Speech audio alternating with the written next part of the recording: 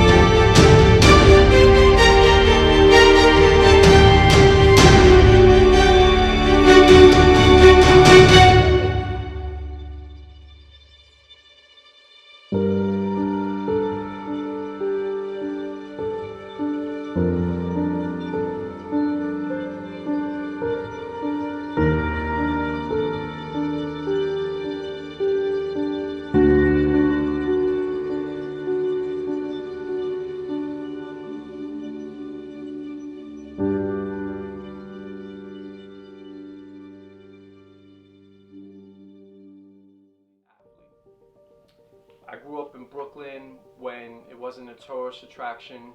People weren't trying to come to Brooklyn. Actually, Brooklyn was the place that you wanted to avoid if you ever came to New York City. And I clearly remember like seeing crack valves when I would walk to school, hearing gunshots at night. But just like anything, you adapt to your surroundings. And I grew up. I didn't have my parents around. Didn't have a man in my life to teach me the morals and disciplines that a boy needs to really grow up to be an effective leader and man in society. But please be clear for whoever's watching this, I don't want any sympathy. I don't want anyone feeling bad for me. And even though I had a rough, chaotic upbringing, it's a part of who I am. And it's made me the man I am today, and I wouldn't have it any other way. I was born to a 16-year-old girl and a grown man who I don't know, and needless to say, they were incapable of taking care of me as a child, as a baby. And for the first few years of my life, I went through foster care and eventually ended up living with my grandmother, who went to court and fought for me. And I'm so thankful that she did, because the few morals and values that I was taught and didn't have to learn through experience, I gained from her. And those are morals and values that I still hold dear to me to this day, because she's the one that showed me love and gratitude and hard work and being accountable at a very, very early age. So for her, I am eternally grateful and thankful. Fast forward, as a teen, things were rough. I was susceptible to gang violence, ended up joining a gang, made 101 mistakes. Like, if I sit here and list all the mistakes, like, it's just gonna be a list mile long. But one of the reasons why I chose Phorm as a company to represent, it's because it's a company that doesn't judge people based on their resume, but by the work that they put in on a daily basis, and how they use their background and their story and their pain to have an impact on other people's life. So that's why I chose Phorm. So I made 1,000,001 mistakes, dropped out of high school, but eventually, after I became a father, when my son Sire was born, I decided to change my life, and I went back to school, and you know, it was a whole process. I had to earn my GED, then eventually got my associate's degree, and then eventually went on to finish my bachelor's in human services, because I wanted to do just that. I wanted to be of service to other human beings. I wanted to somehow use my experience and my passion for helping others and have an impact on their lives, because I knew that if I can speak to one person and just let them know what I went through, and it could help steer them in a direction to avoid making some of the mistakes that I made, then it was all worth it in the end. So that's what I did.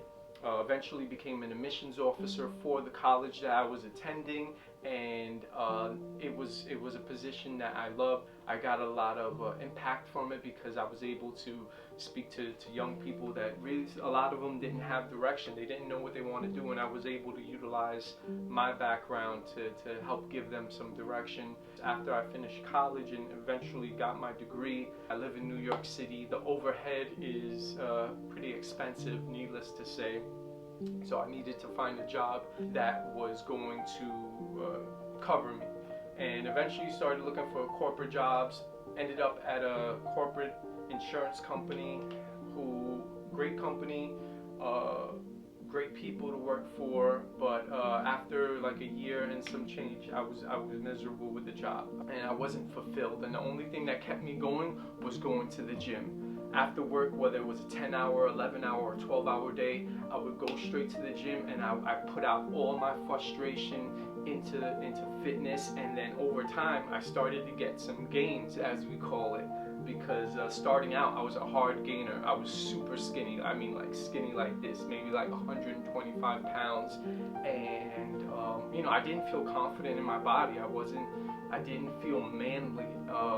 And just through that whole process, people started coming to me asking for guidance and questions, and at that time I didn't have the answers, and that's when it dawned on me, maybe I can make this a career. Maybe I could utilize my human service degree, my passion for helping people, and now this newfound passion for fitness, and make it a career. And I did. Eventually I quit my job, and I enrolled in the National Academy of Sports Medicine to become a personal trainer, and I invested in this camera that I'm using to film this right now, camera equipment, lighting, MacBook Pro. I taught myself how to edit videos by watching 1,000,001 YouTube tutorials. I basically just dived in, because that's how I do things. I don't know how to do anything like one foot in, one foot out. Anything that I do, I focus on that one thing, and it's a gift and a curse. Needless to say, I started training, and when it comes to personal training, when I can sit down with someone and they tell me that they feel similarly to how I felt, that they don't feel confident in their own body, they don't feel strong, they don't feel powerful within their self, and I'm able to help this person, to motivate this person, to give this person a program to direct them in a direction where they feel powerful in their own body and they feel confident enough to make the decisions to dictate their own life. That is a sense of gratification that I've never gotten from any other job whatsoever, and that's why I love fitness, because I'm able to utilize what I love doing on a daily basis and incorporate it in the lives of others and have a deep, profound impact on that person's life, and that's it's so rewarding. Through my own fitness experience, someone put me on to a supplement company called Phorm, and like everything else in my life, I dived in. I started just by using the protein for my post workouts, but then I started looking into the company, started looking into social media, and started following the CEO, Andy Frisella, listening to his podcast, and next thing I know, like, First Phorm was unlike any other supplement. I tried a lot of supplements before, but none of them were doing anything that First Phorm was doing in terms of culture, in terms of like trying to have impact on other people's lives, like the transformation challenges and inviting people to their headquarters for Summer Smash. I'd never seen that with any other supplement company. So when I decided to start using First Phorm and I saw all this, I was like, wow, this is a company I could be a part of. This is a company that has similar values and morals that I have for myself. And not only that, it's almost like a benchmark that I have for myself, because I'm still a work in progress. And that's why I really feel I should be the elite athlete, because like real people that are out here every day just trying to improve, they've made mistakes and they're going to continue to make mistakes, but if they can have someone that they look towards, that they see, that represents them, that represents the places that they came from, and that has made the same mistakes that they did, but somehow figured out through hard work, dedication, willpower, and consistent action to improve their life, then they can improve their life themselves as well. And there's hope for them, because regardless, I'm going to continue to have an impact on other people's lives, but I think I could do it on a much grander scale with a company like First Phorm behind me. That's why I'm First Phorm, and that's why Gezus should be the next 2020 elite athlete.